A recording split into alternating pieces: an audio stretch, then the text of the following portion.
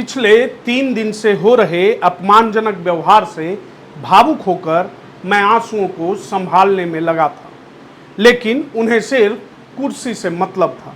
मुझे ऐसा लगा मानो उस पार्टी में मेरा कोई वजूद ही नहीं है, कोई अस्तित्व ही नहीं है। जिस पार्टी के लिए हमने अपना पूरा जीवन समर्पित कर दिया, इस बीच कई ऐसी अपमानजनक घटनाएं हुई जिसका जिक्र फिलहाल नहीं करना चाहता।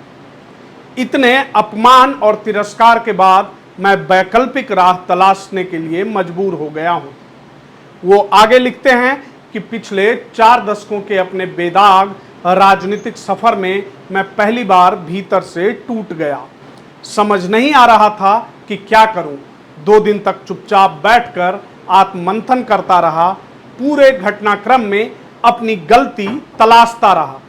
सत्ता का लोभ रत्ती भर भी नहीं था, लेकिन आत्मसम्मान पर लगी इस चोट को मैं किसे दिखाता, अपनों द्वारा दिए गए दर्द को कहां जाहिर करता। पूर्व सीएम चंपई सोरेन ने कहा कि मैंने भारी मन से विधायक दल की उसी बैठक में कहा कि आज से मेरे जीवन का नया अध्याय शुरू होने जा रहा है। इसमें मेरे पास 3 विकल्प थे। पहला, राजनीति से संन्यास लेना, दूसरा, अपना अलग संगठन खड़ा करना, और तीसरा, इस राह में अगर कोई साथी मिले तो उसके साथ आगे का सफर तय करना। उस दिन से लेकर आज तक और आगामी झारखंड विधानसभा चुनाव तक इस सफर में मेरे लिए सभी विकल्प खुले हुए हैं। नमस्कार, मैं राहुल कुमार स्वागत करता हूं आप सभी का एक बार फिर से कोचगांव कन्वर्सेशन में। अगर आपने अभी तक चैनल को सब्सक्राइब नहीं किया है तो चैनल को सब्सक्राइब जरूर कर लें। ऐसे में झारखंड में इस समय चंपई सोरेन की बगावत ने राजनीतिक गलियारों में चर्चाओं का बाजार गर्म कर दिया है। ऐसा कहा जा रहा है कि चंपई जेएमएम के साथ अपना सियासी सफर समाप्त कर एक नई पारी का आगाज कर सकते हैं।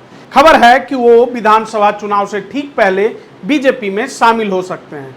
जीतन राम मांझी ने तो एक पोस्ट के जरिए एनडीए में उनका स्वागत भी कर डाला है। ऐसे में समझने की जरूरत है कि आखिर झारखंड की राजनीति में चंपई सोरेन कितना असर रखते हैं। क्या चंपई के बीजेपी में जाने से कुछ बदल सकता है? अब चंपई सोरेन झारखंड के एक बड़े नेता हैं, इस बात को लेकर कोई विवाद नहीं है। जेएमएम को भी जो आदिवासी समाज का इतना वोट मिलता है, उसमें चंपई सोरेन का योगदान बहुत बड़ा है। इसी वजह से अगर चंपई अब जेएमएम को छोड़ बीजेपी में जाने का फैसला करते हैं तो सबसे पहला असर तो आदिवासी वोट बैंक पर ही देखने को मिलेगा। जानकार मानते हैं कि अभी वर्तमान में जेएमएम के जो मजबूत गढ़ बने हुए हैं, वहां पर चंपई की बगावत का असर देखने को मिल सकता है। इसे ऐसे समझा जा सकता है कि चंपई सोरेन की पकड़ जमशेदपुर और कोल्हन क्षेत्र में ज्यादा है। यहाँ भी ईचागढ़, सरायकेला, खरसावां व पोटका घाटशिला, बारगोड़ा और सिंहभूम जैसे इलाकों में चंपई का चेहरा ही हार जीत तय करता है। असल में कोल्हान प्रमंडल की 14 सीटें रहती है, वहां पर बीजेपी का हाल बेहाल है। पिछले विधानसभा चुनाव में भी पार्टी यहां से सिर्फ 1 सीट जीतने में कामयाब रही थी, जब झामुमो को 11 सीट पर जीत मिली। उस हार की एक बड़ी वजह तब आदिवासी नेता चंपई सोरेन ही थे। चंपई सोरेन की मजबूत पकड़ ने ही उस इलाके में बीजेपी का सुपरा साफ कर दिया। लेकिन अगर चंपई ही बीजेपी के साथ चले जाते हैं, इसका असर जमीन पर देखने को मिल सकता है। आदिवासी समाज के वोटिंग पैटर्न में बदलाव आ सकता है। वहीं बीजेपी के लिए आदिवासी वोट इसलिए जरूरी है क्योंकि झारखंड में सत्ता का रास्ता ही यहां से होकर गुजरता है। आपको बता दूं कि झारखंड में 81 विधानसभा सीटों में से 28 सीटें अनुसूचित जाति के लिए आरक्षित रहती हैं। यहां भी आदिवासी वोट 26% के आसपास दर्ज किया गया है। ऐसे में अगर सबसे बड़ा डेंट आदिवासी वोट में किया जाए तो बीजेपी के अच्छे दिन एक बार फिर राज्य में आ सकते हैं। लेकिन यह तभी हो सकता है जब बीजेपी रूठे आदिवासियों को फिर मना सके। असल में हाल ही में जब लोकसभा चुनाव हुए, बीजेपी को एक बड़ा झटका लगा था।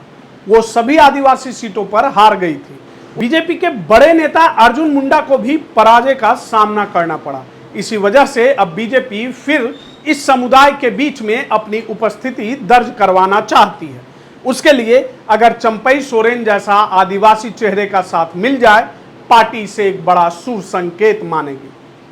बीजेपी के लिए तो इस समय चंपई सोरेन की जरूरत इसलिए ज्यादा बढ़ गई क्योंकि उनके खुद के आदिवासी चेहरे लगातार फ्लॉप साबित हो रहे हैं।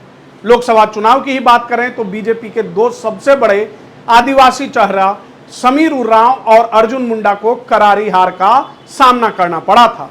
एक तरफ उरांव लोहरदगा से 1,39,000 वोट से हारे थे, तो वहीं अर्जुन मुंडा तो 1,49,000 वोटों से अपनी सीट गंवा दी थी। इसके ऊपर बाबूलाल मरांडी की बीजेपी में वापसी जरूर हुई है, लेकिन अभी तक उनकी तरफ से कोई ऐसा योगदान नहीं दिया गया जिससे बीजेपी को आदिवासी समाज के बीच में फायदा हो। ऐसे में चंपई सोरेन से ही पार्टी को कुछ उम्मीद लग सकती है।